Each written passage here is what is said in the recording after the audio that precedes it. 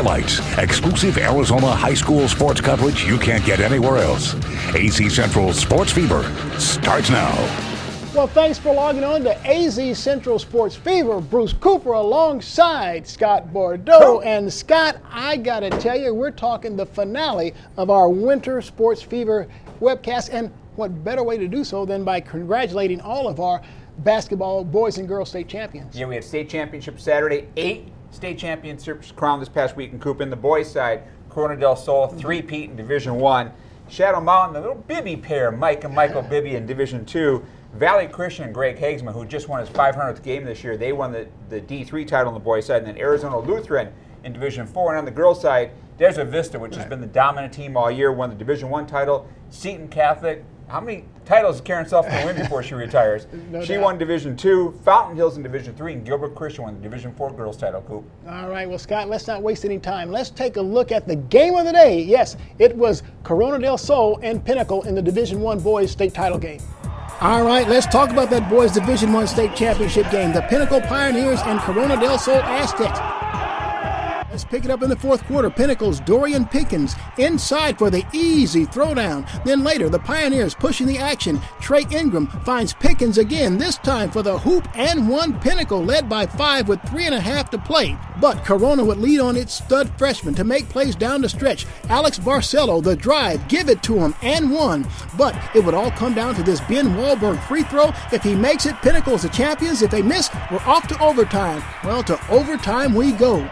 In OT, it's Corona's big-time star, Casey Benson, with the step-back 3. The Aztecs up by 4. But it's Pinnacle hanging tough. They won't go away. Pickens inside. Give it to him. The hoop and one. He finished with a game-high 41 points. Later, with 1.1 seconds to play, Pickens with the shot for the win. No, it's off the mark, and Corona del Sol, for a third consecutive year, is your Division 1 boys state champion.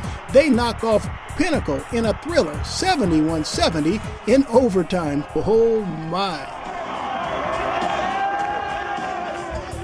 Girls Division 1 state championship game, Westview and Desert Vista. Let's pick it up early. Westview Knights, they had it going on early. Check it out, Marissa Rincon with the corner 3. She knocks it down. She's fouled on the play. Oh, they're loving it on the west side. The Lady Knights continue to force the action. Off the steal, up court. They go to Salar Grandin. She gets the layup. Westview jumps out to an early 13-4 lead. But the Thunder would settle down in the second quarter. They get the ball inside to Cal commit Christine Anigwe. And yeah, Desert Vista is back in business. Emily Wolf now back up, knocks down the 3 ball. She was celebrating her birthday on this day, and did she do it in grand style with that shot? Then it's Anigwe inside for the bucket and one. She finished with a game-high 25 points and 17 rebounds. Desert Vista hoists the state championship trophy as they knock off the Westview Knights 53-35 the final.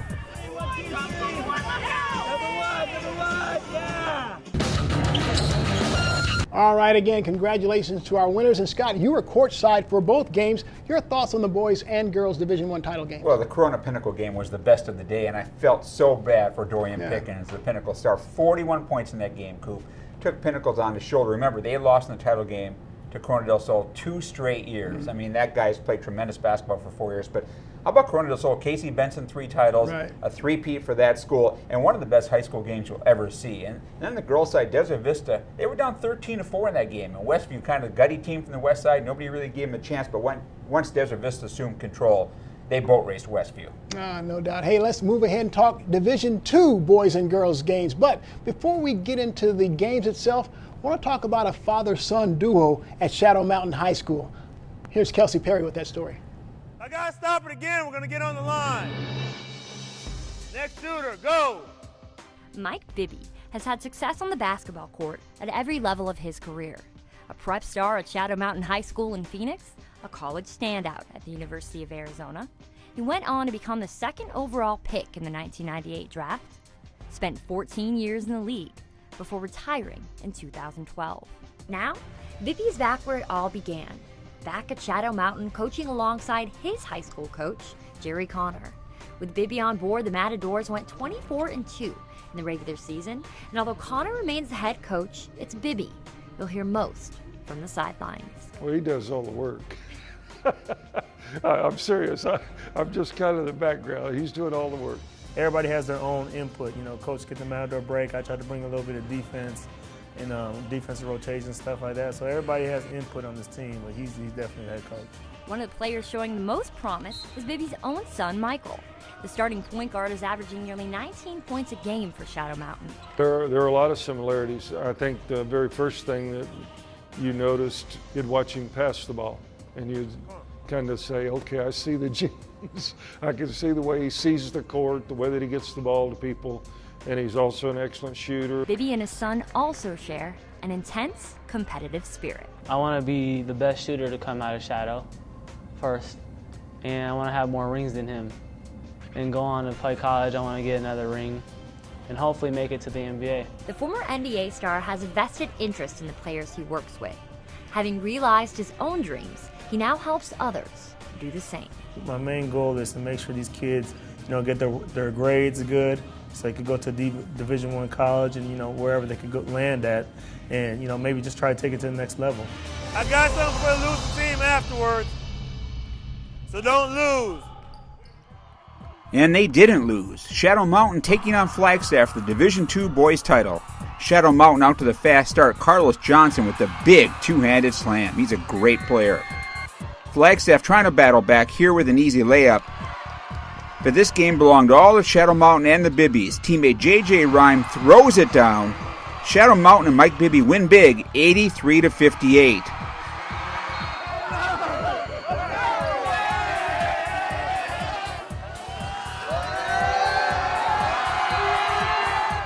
Let's go to the Division II girls title game. Seton Catholic taking on Cienega. Cienega's Sabrina Hartzell takes the pass, drives across the lane 4-2. But then Seton's Julia Barcelo finds Leon Worth on top for the sweet 3. Then it's Barcelo again. She drives the baseline for 2 and a 26-19 Seton lead. Seton's players celebrate with the trophy. They beat Cienega for the championship 37-30. All right, Scott. Again, you were there. You watched. You watched courtside the girls' Division II and boys' Division II games. Your thoughts? Well, let's start with the girls. Probably the most heartwarming story of the day. Tiffany Tate, the longtime Seton Catholic assistant coach, has cystic fibrosis. She needs a double lung transplant, Coop, for the second time. She was in a wheelchair on the bench on her 31st birthday. Wow. Seton won the state title for her, and afterwards they placed the championship trophy on her lap. All the girls gave her a hug. Everybody was in tears. Just a great story for Tiffany Tate and Seton Catholic. On the boys' side, who's the coach, Shadow Mountain? I'm going to ask you this question. Mike Bibby. No, he's not. Oh, actually, you're right. It's Jerry Connor. It's Jerry Connor. You're right. But Mike Bibby is doing the coaching. You're right. And he coached his son Michael, that precocious I just watched the piece. I should have known that. to the state title. I mean, and Bibby looks just like his dad. And Mike, I mean, he's active on the bench as a coach, but great family story for them. And they're going to have Shadow Mountain Coop started 5 sophomores on that team. You think they might be pretty good next couple of years? I think they might. Now, we just talked about a father and son winning a state title. Yeah. Well, there was a brother and sister that did likewise. Here's that story. It was truly an unbelievable day. Unbelievable indeed. While many student athletes celebrated state championships in basketball last Saturday, there was one family that celebrated 2 on 2 different teams. Julia Barcelo won her 3rd state title in 4 years for Seton Catholic, and later that day, younger brother Alex won his 1st state title as a member of Corona del Sol. I never would have imagined that we would both be here on the same day, and for us both to win it is absolutely incredible.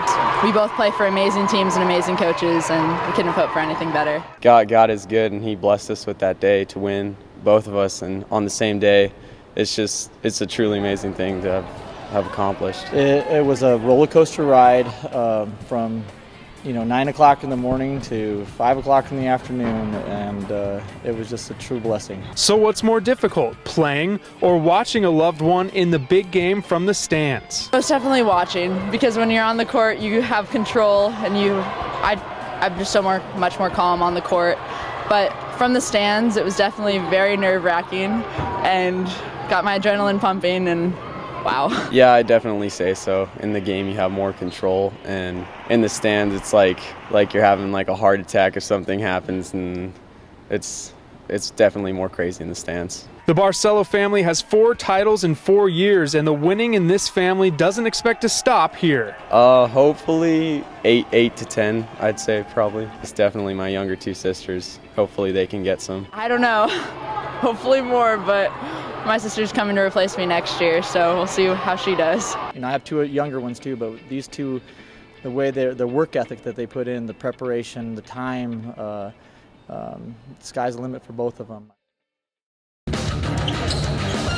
All right, and look who's joining us now. It's the incomparable Richard Obert, the man who knows everything about high school athletics. Scott, but before we get going, I got to ask you about the piece we just watched. Alex and Julia Barcelo. I know Julia's a senior, got a championship title moving on, but Alex, just a freshman. Talk to me about what you see from this young man going forward. He is just tough as nails. I mean, the big sisters leaving high school with the state championship. He just comes into high school with the state championship, and who knows how many more he could have by the time he's done. He's going to be the heir apparent to Casey Benson. He's just a rock solid, great ball handler, tough. He drives hard to the basket. Great shooter.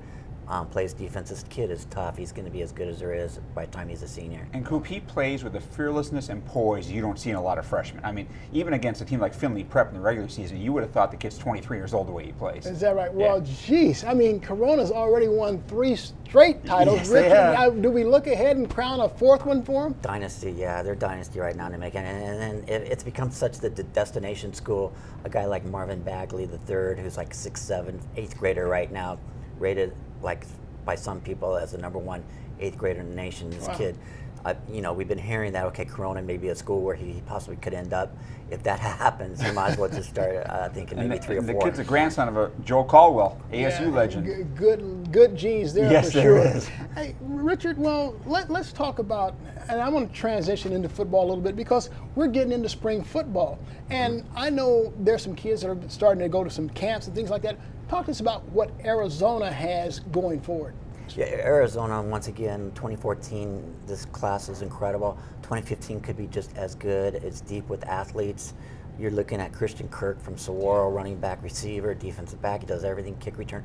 I think some like scout rivals, they're looking at him as possibly a top 10 in the nation overall type player. That's how kind of impact player he is. He just went to Ohio State on an unofficial visit. I know Florida State recently offered him. He's got over 30 offers at this point. Well, any others that besides Brian Lewerke, right? The Pinnacle. Yeah, Brian Lewerke. He just got an offer from I know UCLA and Arizona State. Arizona have all offered him. He's a great. I mean, Steve Bellis last year thought he had the quickest release in the state. Yep. He was a junior, just a great, tough kid. You got Keenan Walker, Chaparral, offensive lineman. He just got invited to the U.S. Army All-American game that he'll be playing in next year. And then you got a guy like Paul Lucas, Mountain Point, great track athlete, 100, 200 meter state champ. This kid, you know, he could be in the top 5 in the state as far as recruits. I mean, everybody's looking at him. I'm not sure this class will match up to 2014 because 2014 was an extraordinary class, but it'll still be pretty good. Oh yeah. It was deep. I mean, even you know, there's guys like Bryce Perkins at Chandler, and you know, Northwestern's offered him. He's a good kid. He's UCLA, ASU. He's looking at. People are looking at him as an athlete. There's just guys that can play multiple positions in this class, maybe a lot more than the 2014 class. So that's what kind of makes it kind of special. Yeah, it's kind of funny, you know, talking with Todd Peach Sr., the former Arizona Cardinal NFL player. His son, Andrus, starting left tackle at Stanford. Todd went on to play at Nebraska before leaving. But he tells me that Cassius, his youngest son, could be the best of them all. He told me that 3 years ago. Yeah, I know. Yeah. What do you see from him? He started, well, he came off the bench. He was like 6 man as a freshman on Corona State Championship team his freshman year. Now he's a junior.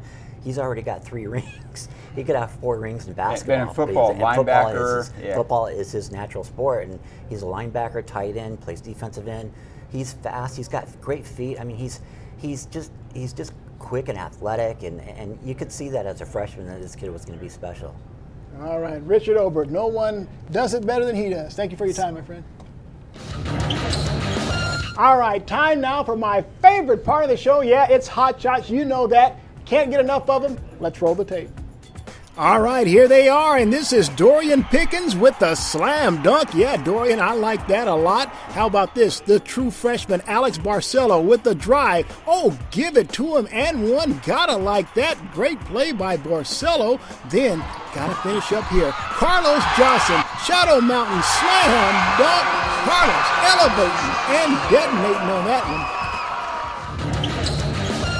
All right, from hot shots, my favorite part of the show, to what's hot with Scott. This isn't your favorite part of the show, Coop? Well, it's kind of there. Kind of, yeah, kind of. What's hot with Scott? Well, I wrote a column for Friday talking about what I liked and didn't like from the recently completed state tournament. Some of the things I liked, first of all, the officiating at the end of that Pinnacle Corona game, Coop, spot on. I mean, that was a controversial ending. I was at the ASU basketball game, and I heard a lot about that. It could have been a disaster. Those two officials from the AIA handled it absolutely perfectly, and what matters most, got it right. Second Always thing, important. The kids in the state. Marcus Howard from Perry, a freshman. Shadow Mountain starting 5 sophomores. There is so much young basketball talent in the state. If you're a high school basketball fan, next few years are going to be a treat.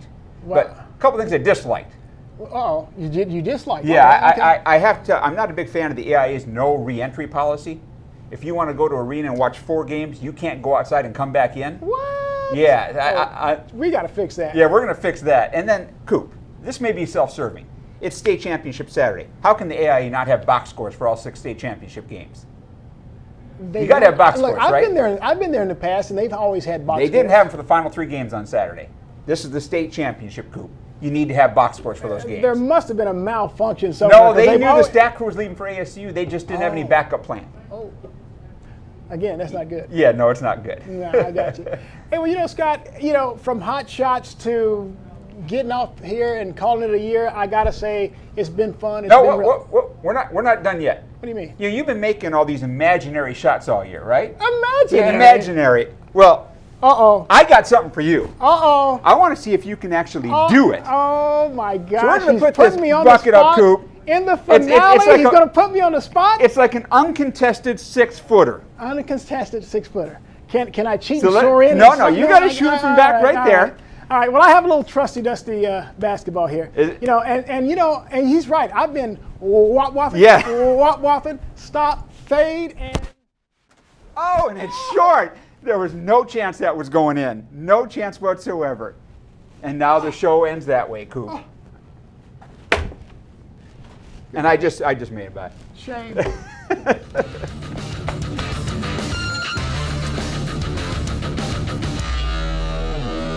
Wait just a doggone second. I can't go into the offseason with a miss. Hey, one more shot. Give me one more try at it. Oh, and you know that. All right. Good night, everybody.